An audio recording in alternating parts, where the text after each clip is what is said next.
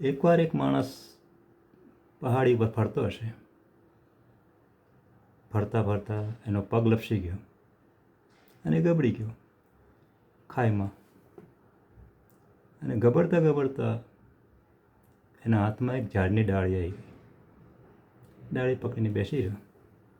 ખાઈ બહુ જ ઊંડી હતી. નીચે જોયું, બહુ જ ઊંડી ખાઈ હતી. એણે ભગવાનને પ્રાર્થના કરી કે હે ભગવાન, મને બચાવી દે. જે સ્વરૂપની રોજ પૂજા કરતો હતો એ સ્વરૂપને એને યાદ કર્યા અને એ સ્વરૂપ આવ્યું સામે. એ જે ભગવાન માનતો હતો એ ભગવાન સામે આવ્યા. એ ભગવાન, મને બચાવી લે. તો ભગવાન બોલ્યા કે હું તેને બચાવું, પણ મારી એક શરત છે. ત્યાં જે ડાળી પકડી છે ને એ ડાળી તું છોડી દે, તો જ હું તને બચાવીશ. પેલા માણસે ફરી ખાઈમાં જોયું. એટલી ઊંડી ખાઈ, ભેંકાર. ફરી ભગવાન સામે જોયું અને કહ્યું, ભગવાન, ડાળી તો નહીં છોડું. તારે બચાવવો હોય તો મને એમને બચાવી દે. બાકી ડાળી તો હું આજે નહીં છોડું, કાલે નહીં છોડું.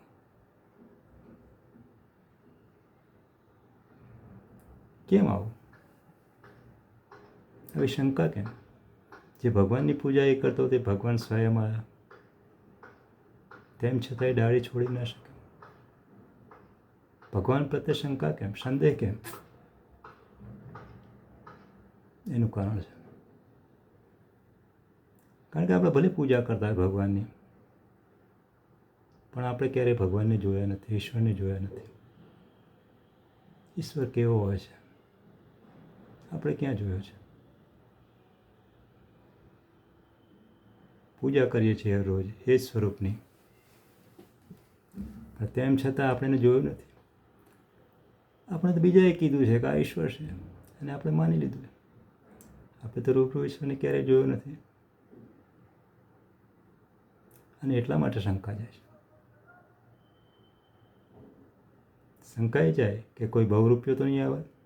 કદાચ ભગવાન ના હોય તો મારું તો મૃત્યુ નિશ્ચિત. અને એમ એટલા માટે ડાળી નથી છોડતો. કદાચ એની જગ્યાએ આપણે હોય તો આપણે પણ ડાળી ના છોડીએ. કારણ કે જ્યાં સુધી આપણે ઈશ્વરને જોઈએ નહીં ત્યાં સુધી વિશ્વાસ કઈ રીતે આવે? ભગવાનમાં માનવું, ઈશ્વરમાં માનવું, શ્રદ્ધા રાખવી, બધી જુદી વસ્તુ છે. પણ જ્યારે જીવન મરણનો સવાલ આવે ત્યારે નિર્ણય આપણે આપણી બુદ્ધિનું જ કરીએ છીએ. આપણી બુદ્ધિ કે એમ જ કરીએ છીએ. કદાચ ભગવાન ના હોય તો અંદરથી બુદ્ધિ એમ કહે ડાળી છોડતો નહીં. કદાચ ઈશ્વર ના પણ હોય તો આખરી નિર્ણય તો આપણી બુદ્ધિ જ લે છે. હા, કદાચ આપણે ઈશ્વરને જોયો હોત તો વાંધો નહોતો, પણ આપણે ઈશ્વરને ક્યારેય જોયું જ નથી. આપણે તો બીજાએ કીધું ને આપણે માની લીધું છે ઈશ્વર છે અને એની પૂજા કરીએ. એટલા માટે આ શંકા જાય છે.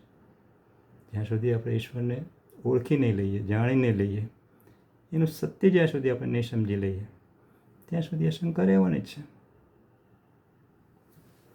જય સચ્ચિદાનંદ.